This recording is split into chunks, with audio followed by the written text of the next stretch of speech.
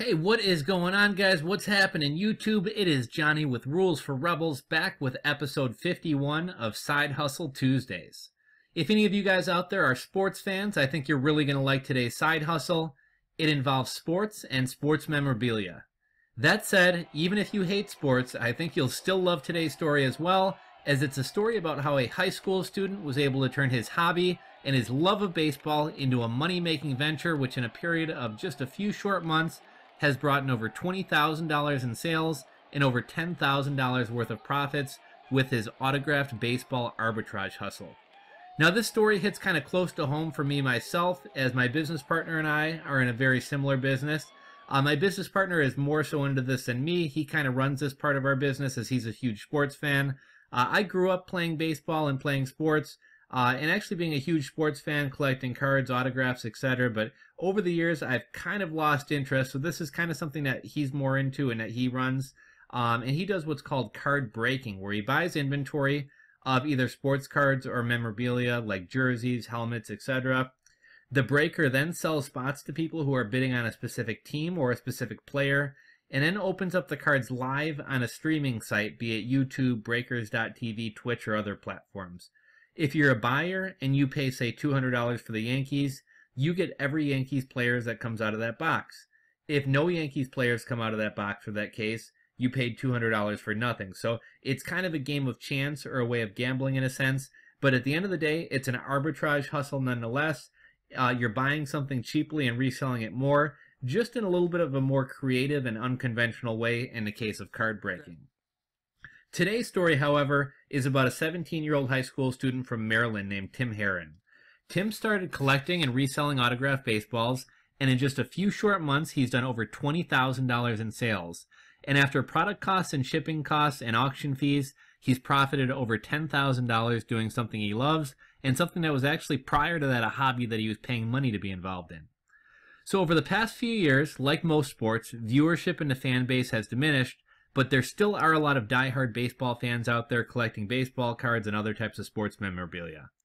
When people young and old go to games, they love to try to catch a foul ball. They like to show up early and try to get their favorite player's autograph.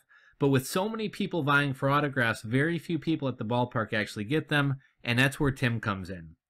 Tim realized a while back that he could collect autographs himself very cheaply, especially for minor league players, and then sell those autographs later on down the road once those minor league players made it to the big leagues.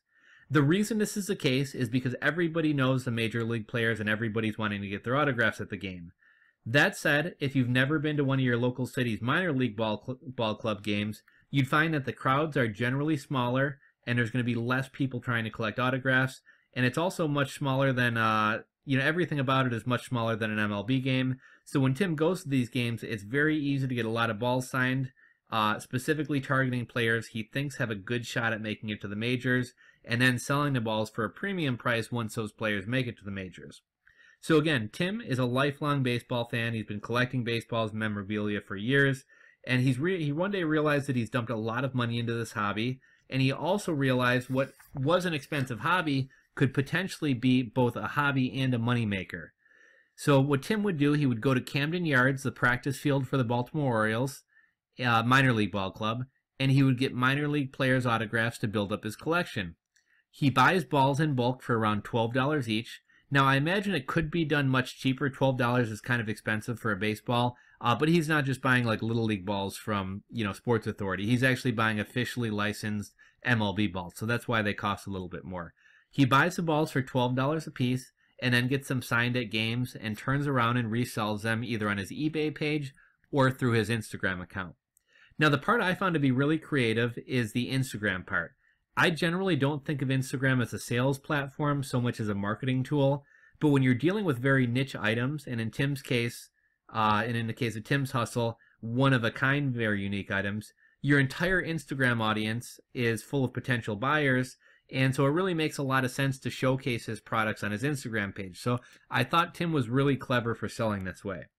Now, getting back to why Tim's hustle is both unique and profitable, though, everyone wants major league players' autographs, but minor league players not so much. So again, he targets the up-and-coming players in the minor leagues who he thinks have a chance to make it to the major leagues.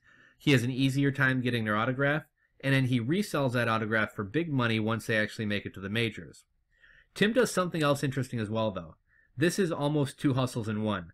Tim also buys autographs and memorabilia from up-and-coming players. So just to give you an example, and if any of you guys out there are baseball fans, you'll probably recognize this name. So Tim bought a pair of Aaron Judge autographed game-used batting gloves for $65. Those same gloves that Tim paid $65 for are now worth over $700. Aaron Judge is a hot new rookie who's on a tear, setting home run records and other types of records this season. And if he continues to do so, the price of these gloves will probably continue to rise even more. Now, I mentioned at the beginning of the episode how my business partner and I are into this niche as well, and Aaron Judge is regularly one of the hottest selling players in the card breaks or case breaks as well. So Tim compares what he does to a baseball stock market. The same way investors in the stock market try to find undervalued companies, Tim tries to find undervalued players. In Tim's first few months doing this, he did over $20,000 in sales just through his eBay account and Instagram account. And after subtracting product costs, shipping fees, etc., he's cleared over $10,000 in net profits. Tim loves what he does. He gets to go to games with his dad. He's built a business doing something he loves, and he's making some good money doing it as well. Now, for anyone thinking about doing the same thing or a similar thing as to what Tim does, Tim advises to do deep research. He says get to know players in the minors and make sure they play for a big media market like the Yankees. This is important as well because the best player isn't necessarily going to be the most popular player. A player who plays in a big media market like New York, for example, is going to get a lot more attention and be a lot more popular than a player playing for, say, the Cleveland Indians, for example, even if that player is actually a superior baseball player. Now, at 17, Tim is very, very ambitious. He's working on his next big thing, which is to sign a player to an exclusive merchandise deal. This can cost $5,000 to $50,000, and it means that that player can only sign autographs through whomever owns their rights. So, for example, if Tim signs a certain player to a deal, and that player goes on to the majors, if, say, Upper Deck or Panini or Topps wants to include an autographed card in one of their sets from that player, they have to go through Tim. They also typically do several signings a year through local sports card shops and other venues where fans pay anywhere from $20 to hundreds of dollars per spot to get an autograph, and it could cost upwards of and they could sign upwards of 2,000 autographs per session. So if Tim owns the rights to a player and a couple times a year they're doing 2,000 autographs at a signing, and Tim's making $20, $50, $100 depending on the popularity of the player, you can see how that could add up to some really big money. Now, that said, it can also be risky in that if a player gets injured or winds up being a flop, you paid them all that money up front for nothing. So I hope Tim gets there, and that sounds like an interesting and potentially very lucrative hustle. But getting back to Tim's current business, there's actually two businesses going on at place here, all within the same business model. The first is Tim is actually physically going to the ballpark himself and collecting autographs. And while this is incredibly profitable, it's also labor intensive and doesn't really scale well. There's only one Tim, and Tim can only be in one place at a time. The other, however, is an arbitrage autograph hustle. Tim buys cheap autographs and memorabilia of minor league players and then sells that stuff down the road once they make it to the majors, like the example we gave you of the Aaron Judge batting gloves. This is more complex and it involves a bit more risk. However, it's also easier to scale. This is an arbitrage hustle, and arbitrage is what reselling is all about. Finding something at one price that you can upcharge or resell for a higher price. And if you can become a specialist at this in any field, it can be very profitable. In Tim's case, Tim was fortunate enough to find an arbitrage opportunity doing something he is not only good at, but something that he really enjoys. I think Tim has a bright future as both an entrepreneur and a side hustler, and we wish him the best. Until next time, guys, this is Rules for Rebels with Side Hustle Thursdays, signing off.